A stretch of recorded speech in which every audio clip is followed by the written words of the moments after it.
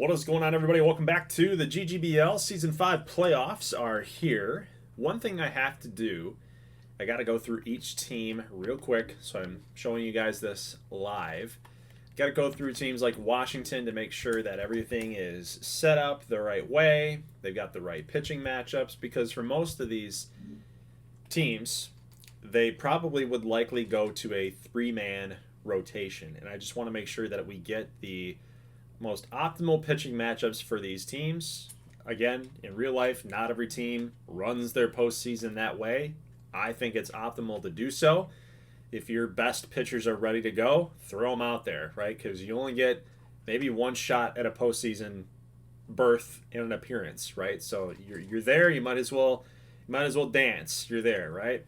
All right. So we got Washington, San Antonio.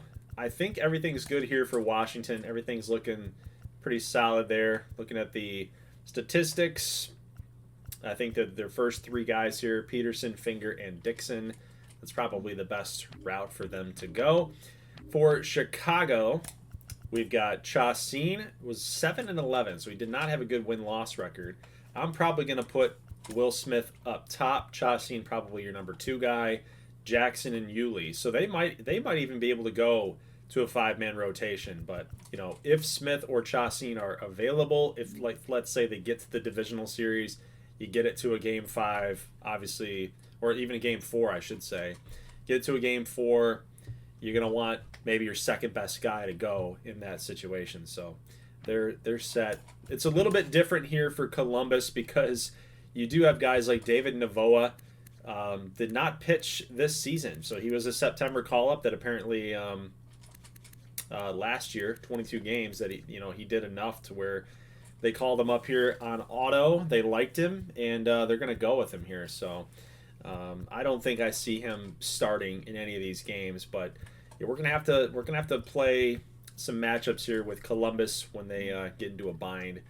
Let's see, anybody else here? San Antonio, where they working with? They've got Humberto Feliz, Freeman, Zapata had a pretty good win-loss record, I'd say, right?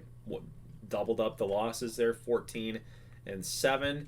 Hollander, and then Charlie Rahav. Rahav's pretty good too, so he's probably going to be in the 4 spot. But yeah, so that's San Antonio. For Phoenix, I don't have a lot of faith in Douglas Welburn in gameplay, but this is all simulated, so I think that they will be probably just fine if they get him into the rotation. They've got one of the best rotations in the game. Of course, Rico Ramos winning 17 games, 3.12 ERA. He was their best pitcher by far.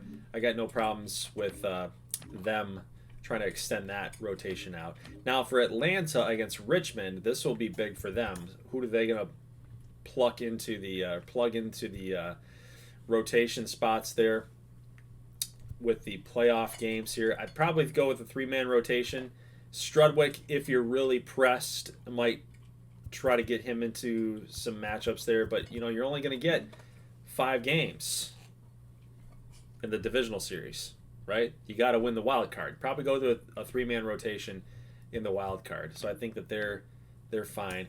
For Richmond, I think this is okay, but I did come across Rich Norman, guys. 3-14. Someone tell Richmond that he's got to find himself out of a job. Like, he's not a starting pitcher, man. Not anymore. I don't know what happened to him. He was really good, and then all of a sudden he's fallen off the face of the earth. So Rich Norman, I'm probably not going to touch that. Probably going to be going with the 3-man rotation there with Kern, Piazza, and Monroe. So that's Richmond, Atlanta. We've got, let's see, Kansas City and San Francisco. Kansas City's got a lot of options here. Of course, we've got Manzanillo there as an 85. He has 12-5 record. Rico is pretty good as an overall rating, that is. McDreamy, not as good as Saples there in the overall rating, but he did win the Best Pitcher Award, so I'm probably going to plug him into the number 2 slot. Melton had some better numbers by the looks of it there. Maybe not. No, he didn't actually. So let's pump McDreamy up there to number 1.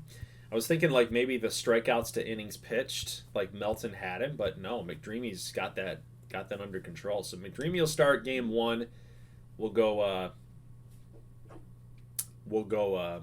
Saples possibly game 3, right? If it's a 1-1 tie there in the wild card, but Melton will go game number 2. Now for Houston, they're the number 1 seed. I have no problems with their rotation at all. Some really good numbers across the board. If anything, I really like. I look at Houston as the favorites. 100%, they're the favorites. Yeah, they're the 1 seed, but out of the NL, they just look really darn good. Seattle's going to have a tough road, I think, to get all the way there. They match up well with Houston if they face each other off in the NLCS, but they're going to have to get Atlanta, who's kind of that little upstart team, and then they're going to have to get the monkey off their back with Richmond. So it's not going to be easy for them. But with their rotation, I love their bullpen. I think they got a lot of things happening there. But their starting rotation there, Shevchuk, Hemingway, Steve Morgan. He was a losing pitcher, but his numbers were really good. Roberson was 13-7, a really good whip as well. They're just going to be tough. Like, you look at Anaya, who won an award last year. He's still going to pitch really well in 31 innings with 32 Ks.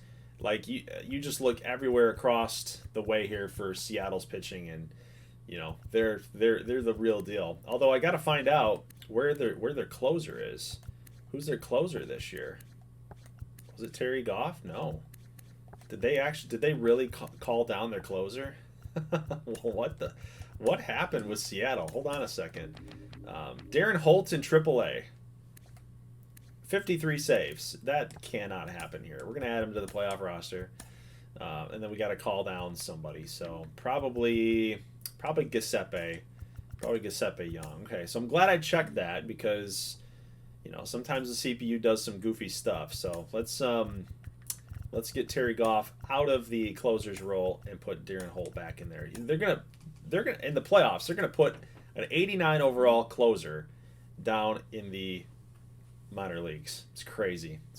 Okay, who else? Richmond. Got to look at Richmond, don't we? Well, I guess we already did that. San Francisco. My bad. San Francisco. Where are we at here? Pitching rotation. Looks pretty good. Monzo, by the way, 15-8. Not a lot of strikeouts, but he does put the ball on the ground, get outs. They had a really good rotation this year too. Jerome Lensko. I think he was a part of a trade from St. Louis in the offseason. Had some really good numbers there. Was not a starter, but again, with the playoff rosters and whatnot, they do some odd things here. So what are we missing there? Liam Warren, an 85 overall pitcher. Maybe it's probably a good idea that he's down there, but you know what? He might be valuable in the bullpen. And this guy, Steven Pinto, did not pitch for them, so I'm gladly going to make that change. Anything else that happened? It's mostly with pitching. Like, look at this guy, Dino Murillo. Why is this guy down there? It's craziness. Let's get Rockwell gone. He was awful, right? Removed from the playoff roster. All right, so after all that, got everything squared away. We are ready to go. Let's take a look real quick at when they start up. Okay, so the 28th is when we're ready to go. So let's do this, man. Straight up sim. We'll just go ahead and sim the day. Lineups. We'll just take care of those lineups. Washington gets a W here. San Antonio loses 5-3. Peterson was solid by the looks of it. And then Kansas City, they win with 3 runs in the 8th inning. So they got 2 scored on them in the 8th. Then they score 3 in the bottom of the 8th to win by 1. So let's actually go over here and check out this matchup in the AL. Boatwright, 1 for. Bierbauer had a home run. Percy Burnside, home run. Feliz was not good, actually. 5 innings, 3 earned, 6 walks. That will cost you. More times than not, that will cost you. Tyson Cobb was really good. 3 for 4, 2 ribbies. Had a triple in there. Peterson, 5 strikeouts, 6 2/3. He was good. He was same old Chris Peterson, right? Now, what about San Francisco here losing this game? They had good production from Stoitsiadis. Bonds went 0 for. Pierce, Mashburn, Sixto. got the hits. Pierce, Stoitsiadis, and Lederman with the home runs. Burnside was actually pretty darn good. Got a quality start and mixed in there. 7 strikeouts, 6 innings, 3 earned. So he was solid, but the big blow happened there in the 8th inning. Got to see what happened there, guys. So Devin McDreamy, 7 strikeouts. Didn't last too long, so he got himself into some trouble there. Probably like in the 4th, looks like the 4th inning got into some trouble. 5th inning, actually, he was trying to work himself out of the 5th, but could not quite do it. Questenberry got charged with the runs there, looks like in the 8th inning, so that's what cost him. All right, let's go ahead and skip to the 29th here and see what we got. We got Frankie Freeman against Ollie Finger, Smith against Janiel Rivera, Trig Matthews and James Monroe, Stephen Goldie, and Jack Melton. So let's go ahead and simulate these 2 games here in the AL and NL, because we do have Washington's up by a game here, and Kansas City beats San Francisco, right? So if Washington wins and Kansas City wins, then the series is over. The wild card is over. So San Antonio gets a win. Kansas City gets a loss. So we will extend this out to game number 3 to decide the wild card. And we'll take one look there. The offense, though, for the Bandits. Something to watch out for, man, in this postseason. The Bandits will be dangerous. You know, when they get that offense humming, they are tough to beat because their pitching is actually pretty formidable. You know, Boatwright 2 for, Burnside got a knock, Campos, Grayson Fields, Bierbauer, Blanco had a home run there too. Frankie Freeman, 8 1/3. Didn't walk a lot of people, didn't strike out a lot of people, put a lot of balls in play. They just couldn't square him up. So Washington, they just couldn't drive any runs home, man. 2 runs scored. Robert Scott, hadn't heard of that guy. 1 for 4 and a ribby. Tyson Cobb had a home run to help him out. Jake Taylor, a stolen base. Go figure that. But 4 innings for Finger and none for Albert Madrid. He could not even get an out. So that was a big problem there in the 5th inning as San Antonio scored 5 runs. So let's go ahead and simulate these games here. Chicago, Columbus, good pitching matchup there with Will Smith and Janiel Rivera. And Columbus will win on a walk-off in the 9th inning. Wow. Okay. All right. Jericho, 1 for 3. We got 2 doubles there. Chiatellis and Julio Cairo. 1 earned, 4 walks for Will Smith. So he had some struggles. Xavier Hawkins went 3 for 3. Wow. So you think he wants it? Coming over there from Iowa? I think he wants it. 6 innings for Janiel, 4 strikeouts. And then we took a look at the Breeze numbers there. So up on him by a game. Columbus wins the next time, and it's all over there for Chicago. Okay, so Atlanta, Richmond. Good pitching matchup here. Matthews against Monroe, and Richmond will get a win here. Kind of no surprise, in my opinion. James Monroe is really tough to beat. We got a run in the 1st. We gave up 3 in the 3rd, but we responded with 2 in the 4th there and really tacked on a bunch of runs from then on. So Crawfish McGee had a 2 RBI game. Noah Pinkert a home run. Paul Andrews a triple. So some good offensive showing there from Atlanta. 3 walks for Trigg, 5 strikeouts. It's decent, but really the bullpen kind of let him down, right? Luis Leon, 2/3 of an inning with 3 earned right there. Everybody on Richmond had a hit except for the rookie, Domingo Mejia. Looks like Brady Dunn had a pretty nice game, right? 1 for 3. For his standards and a walk, that's pretty solid. KJ struck out 3 times. So that obviously wasn't very good. Base running, he did get a stolen base. Brady Dunn did get a stolen base. It's a quality start there for James Monroe. 8 Ks, 1 walk. So he was good. He was good. Bullpen was a little shaky. I'd give that a little shaky. Cullen gives up a run. Drummond comes on, doesn't register an out. Then Skarsgård's got to come in and shut it down. Okay, so moving on here to the 30th. We've got Zapata against Dixon. Chacin against Drake. And I just want to make sure that that is the best that they could possibly do. And I think that it is. I think it is. A 14-7 record pitcher. Got to go with it. And then if you're Washington, you've got R.J. Dixon And this man went 8-7. Sechrist went 10-10, and Clement went 8-12. So I think that you kind of have to do it. Madrid was not a starter, but his numbers were pretty good. I think you got to roll with it. So let's go ahead and sim this one.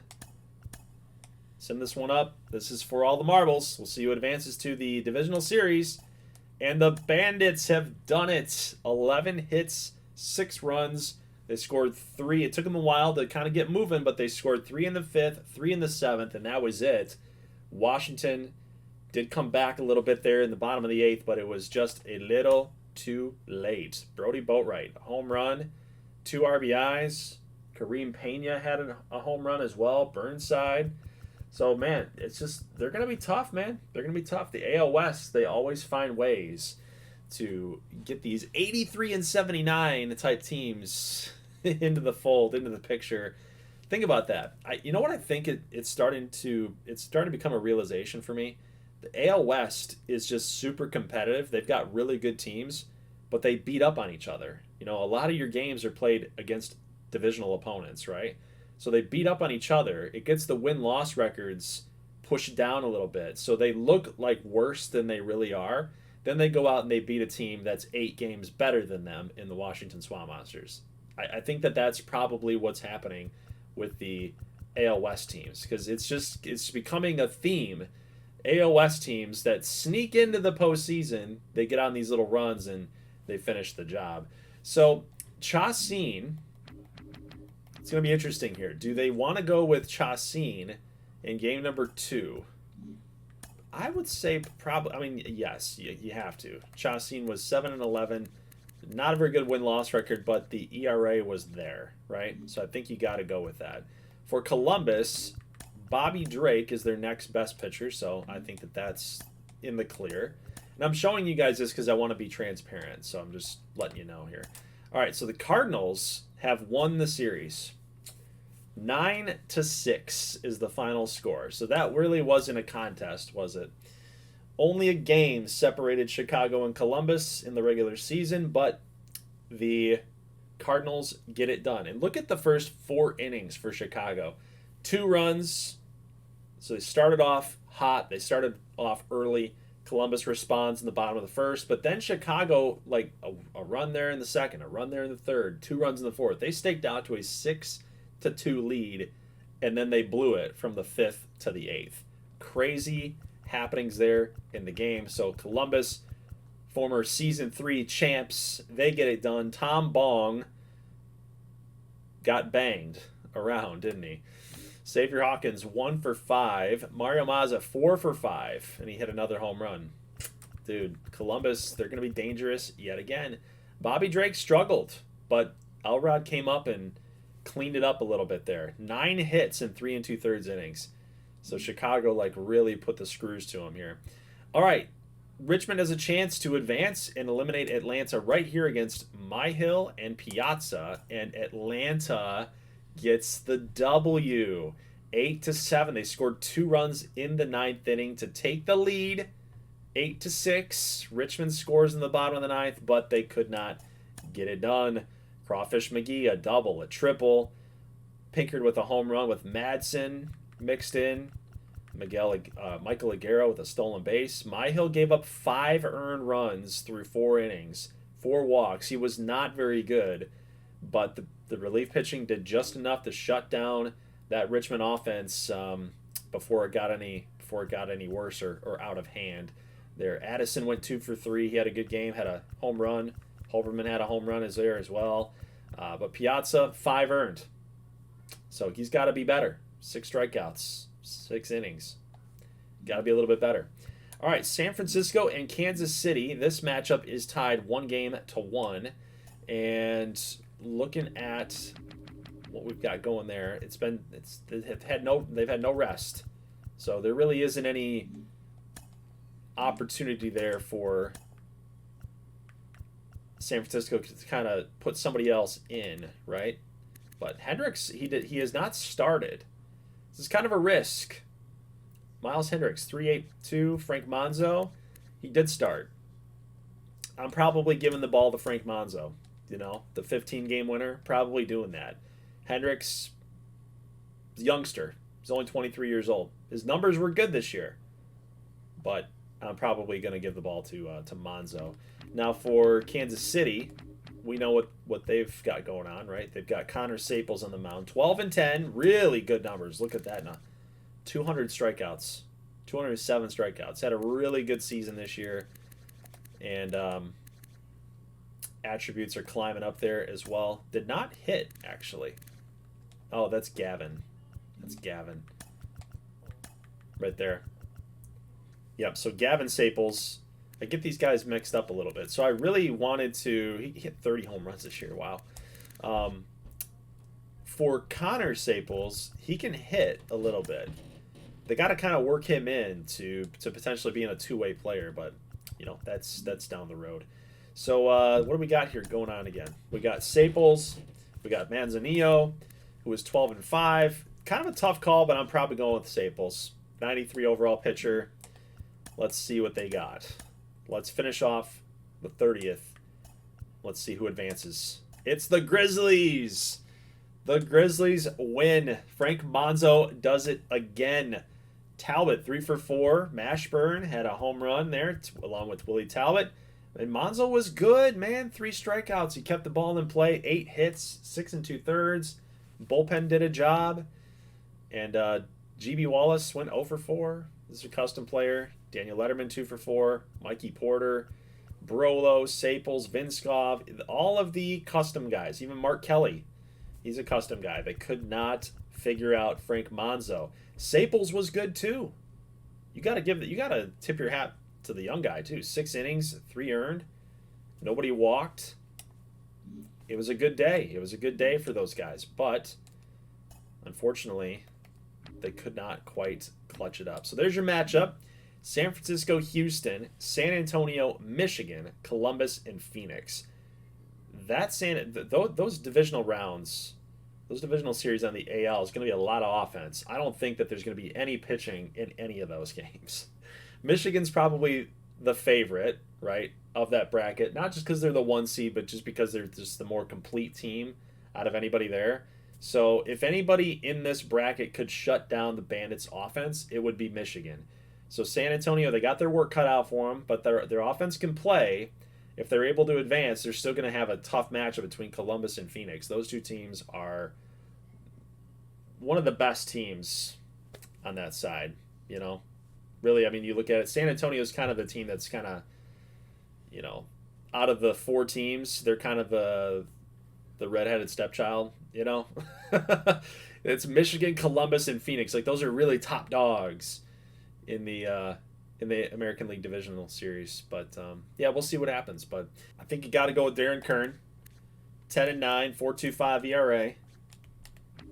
And then on the other side, you've already used Trigg, Myhill, and Rivera is probably your best guy, right? We don't know much about Sean Rivera, but he did have a good season. 13-7 ERA, and WHIP is pretty good. 17 quality starts in 32 games. I think you got to go with him for sure. So let's see. Oh, oh man, I die a little inside whenever I get ready to push those buttons, man. Like, you could get eliminated. We almost did. We almost got eliminated. McGee, 1 for 5. Pinkard, no power there. Got 3 doubles in the game, but no home runs. So Darren Kern did his job, but we got to Sean Rivera. 1 1/3 with 4 earned runs. Luis Leon, 5 earned runs. Like, we gave them no breathing room at all. We gave their pitchers no breathing room whatsoever. Addison was good. Holperman went 1 for 5. KJ went 0 for, but he's still doing all right, 285. But Addison's hitting 636. Ryan Berger went 4 for 5 with 5 RBIs. And then Domingo Mejia finally got some hits here, 2 for 4. There you go. So, yeah, Darren Kern he did just enough, right? It could have been better, but he did just enough to get the job done. So, there you go. Your matchups for the divisional series: Richmond, Seattle, San Francisco, and Houston. It's going to be tough. Let's see what we got. So we do have matchups here on the 2nd. And as usual, I just want to make sure that we've got the best of the best out there for our squads. So, of course, Fukumori is going to start. He has not started quite yet. And when I say he hasn't started quite yet, I mean he has literally not started a game yet. So let's just get an update here. Where are we at with San Francisco's pitching staff? Pitchers mean a lot, guys. They matter. So Burnside could be ready to go here. You don't really want to mess around in the divisional series either. So I'd probably say that Burnside should probably go. He's healthy enough. So we'll do a little reset here for these guys. So we'll get Burnside there for Hendricks. We'll get Hendricks there for Lensko. And then Goldie. And then Monzo. So we'll do a little reset for those guys. Who else? We need... Michigan's fine. They've got Bloodworth, I believe. Yep, Bloodworth, Choi, and Hawkins. So we don't really need any fixins there. For Columbus, they've got Cairo, Van Dyke. So that's got to change, right? That will probably have to change. We got to wait, though, because they're here on the 3rd. Again, I show this to you guys because I want you guys to see that I'm not doing anything funky, right? I need you guys to trust the output here. So Ramos, Clark, and Nakamura.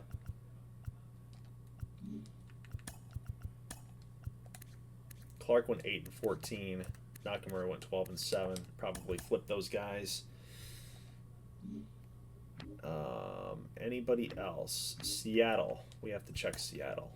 Shevchuk, Hemingway, Morgan. They're fine. We need to get Rich Norman out of that situation and get back to Monroe, Piazza, and Kern. That's probably going to be my mix there. So we do get Shevchuk and Monroe in game number 1. They want Silva game 2 and then Piazza. There we go. Fixed up. And I think that's good. San Antonio, I think, needs a fix too, don't they?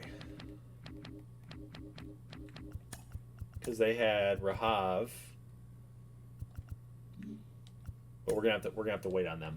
Okay. I think we're good. Burnside, Fukumori, Monroe, and Shevchuk. So guys, that'll be it for this episode of the Playoff Sim. I didn't think it was gonna actually take that long. So it's about 28 minutes to a half an hour, and the next time I see you will be actually tomorrow night. So tomorrow night I'm going to upload another episode here. This will be for the divisional simulation. Then I'll see you on Wednesday, and we'll upload a championship series episode. And then on Friday we'll do the live stream for the gold series. So that's kind of how I'm going to lay this all out. We're going to have upload after upload after upload, and then we'll get it all finished up and ready for a Friday live stream for the Gold Series, which then will, of course, will be pushed into the weekend. So I had intentions of getting this entire video uploaded for you guys, a full-on playoff sim, but we're already here 28 minutes in, and the end product was about an hour and a half. So there's still another hour of this left to go. I actually know who is in the Gold Series right now as it is, but I want you guys to see the whole process of doing the simulation, doing the pitching matchups and stuff, because I do want to be transparent on how it all shaped out. So guys, leave a like if you like this thing. I'll see you back here tomorrow night to get the divisional series all simulated up. Wednesday will be the championship series simulated up, and then Friday night will be the live stream for the Gold Series. Maybe Saturday, maybe Sunday. We'll just have to see how it all plays out. So guys, I'll see you in the next one. As always, thank you so much for watching, and peace.